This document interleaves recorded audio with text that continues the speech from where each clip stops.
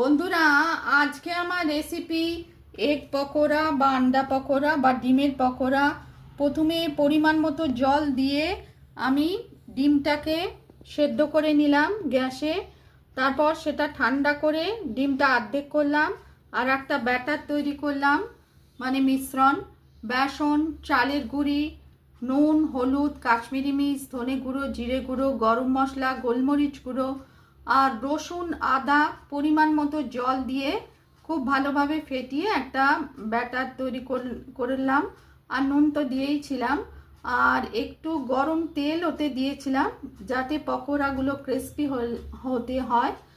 আর gas জ্বালিয়ে frying প্যানে low to medium ফ্লেমে আমি তারপর সর্ষের তেলে আমি পকোড়াগুলো ওই মিশ্রণে ডুবিয়ে এক এক করে এপিট ওপিট তুলে ভেজে তৈরি করলাম এগ পকোড়া বা আন্ডা পকোড়া।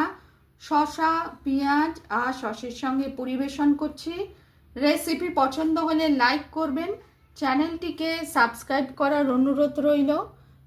দেখুন, এগ পকোড়া বা আন্ডা পকোড়া টি টাইম স্ন্যাক্স হিসেবে আপনারা তৈরি করে দেখতে পারেন।